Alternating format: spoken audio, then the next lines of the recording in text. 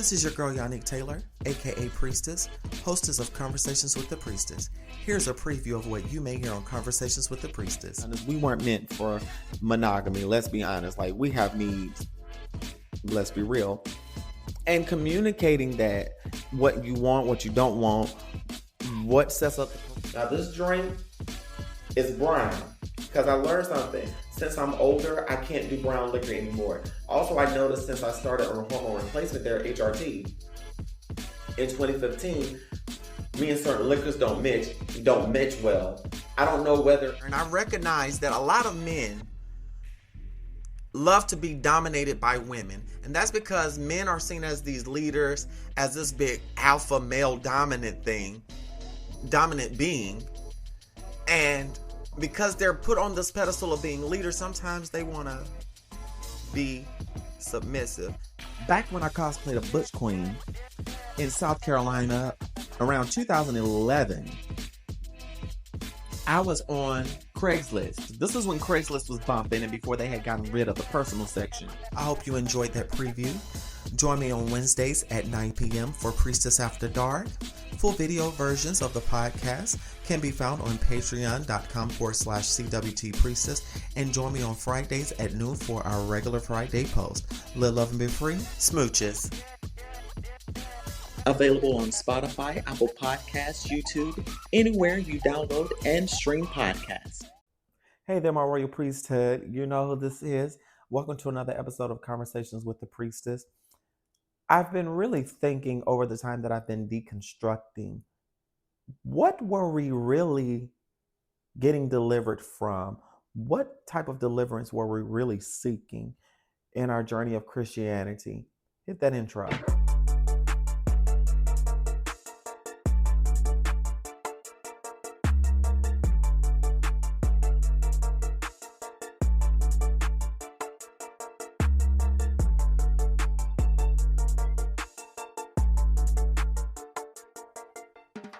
Welcome back to another episode of Conversations with the Priestess. It's your girl, Yannick Taylor, aka Priestess. This episode is brought to you by Pancake Ice. This is a nice sativa. Oh, I love it. I absolutely love it. I have been feeling quite creative. I've been relaxed, and it's helped with anxiety and symptoms of depression. I recommend it. It is highly recommended. Ooh, yeah.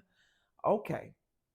So earlier this week, going into the topic of this video, you know, the eclipse was on April the 8th, this past Monday. And of course, the Christians went wild.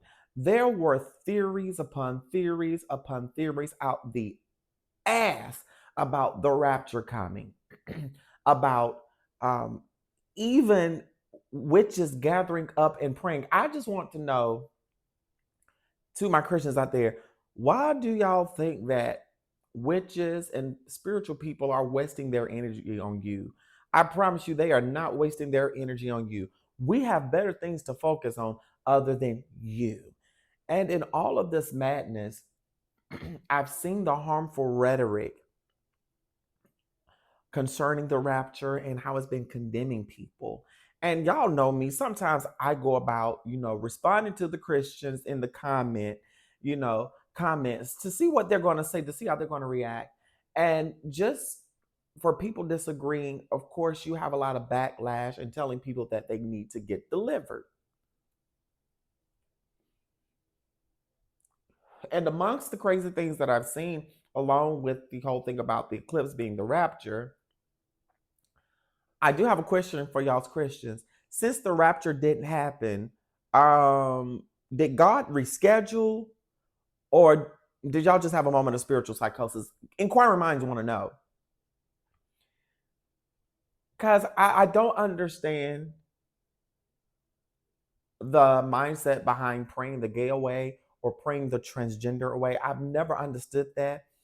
And with all this madness, I saw a post, and it was an illustration of a man reading to his children with a shield up, and it was blocking all these different spiritual entities like Baphomet and different mythological characters, the Easter Bunny, Santa Claus, all these figures. And then it also had the rainbow and the gay pride symbols and flags saying, oh, we must pray, keep praying with our families and getting God's word to defeat the LGBT and the evils of the world.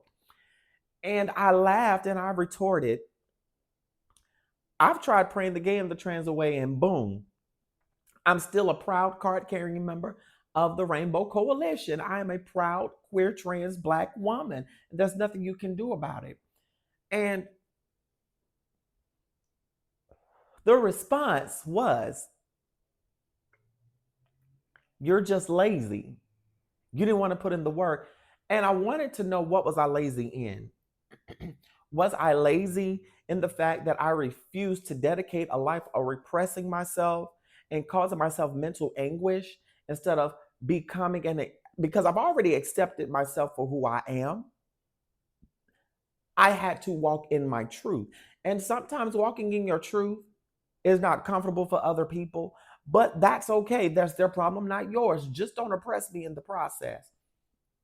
And through this experience, I started thinking, what were we really getting delivered from? What was the ultimate goal of deliverance? Now we're going to journey. Throughout my life, I remember growing up in church, growing up in the South, how I remember the vicious things that church people have said over the pulpit about the LGBT community. I remember being called homophobic slurs by church folks.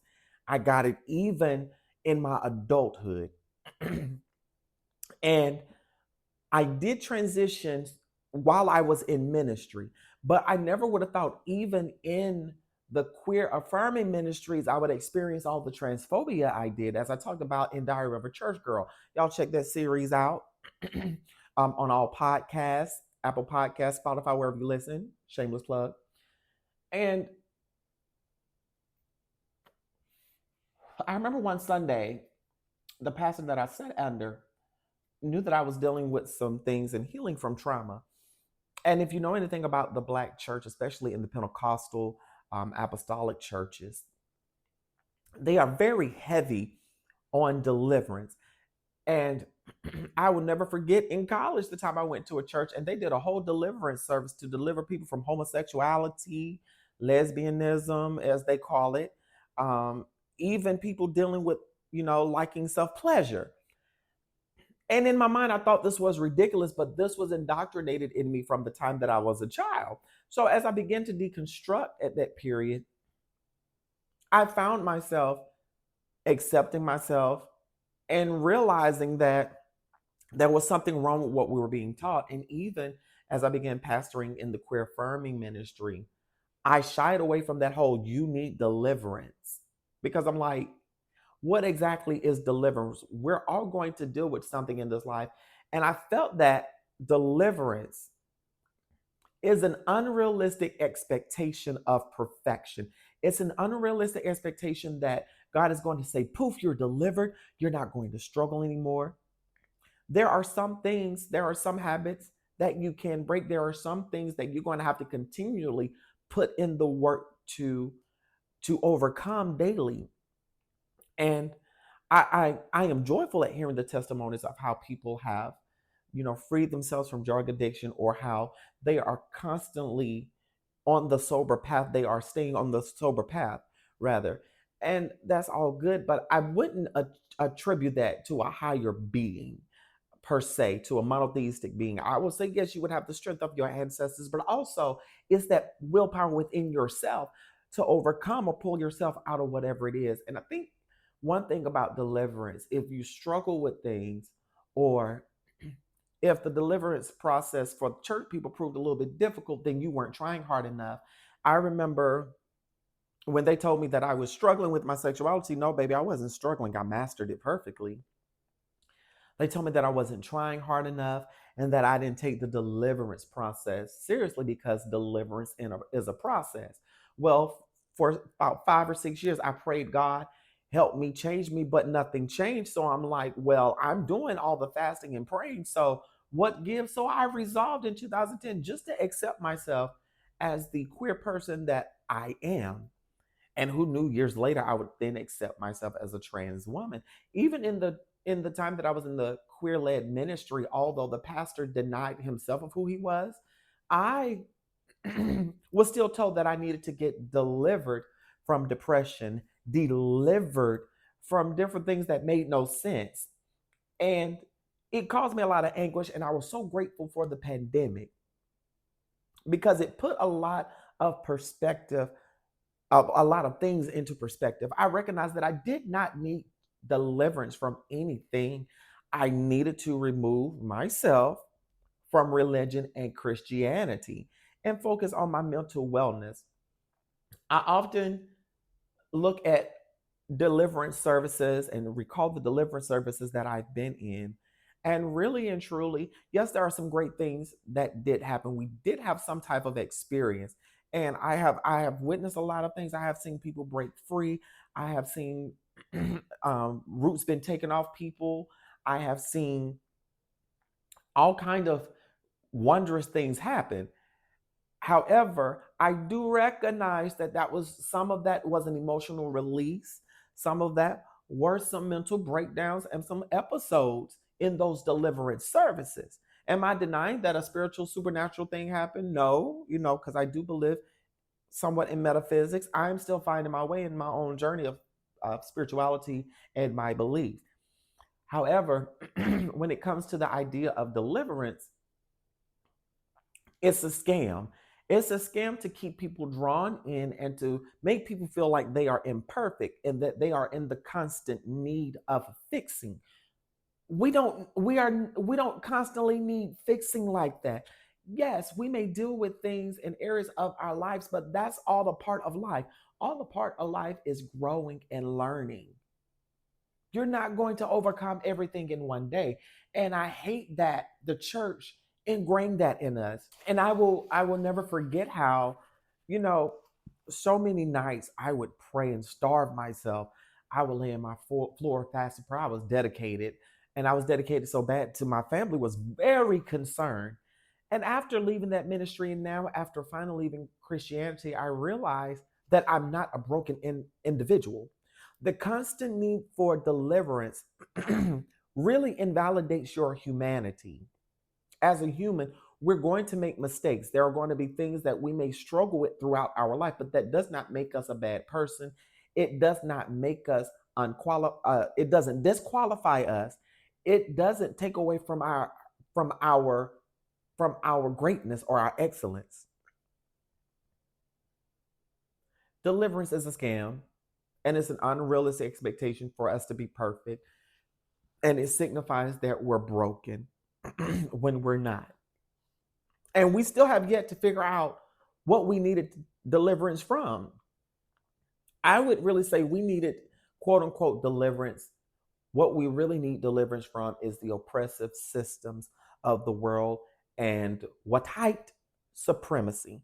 That's what we need deliverance from, not from transgender people, not from the LGBT community. We need to be delivered from predators, misogyny, transphobia, racism. These are the things that need to be fixed in society, not how people love and not how people identify. So again, deliverance is a sham. It's a scam because we've been waiting so long for the deliverer to come. He ain't showed up yet, which I find it funny that they made this whole eclipse in the Christian world about the rapture. Baby, Jesus is not coming. Okay? Let's get that straight. Climate change is going to cancel us before Jesus comes. And that's all I got to say. Y'all live, love, and be free. I'm out.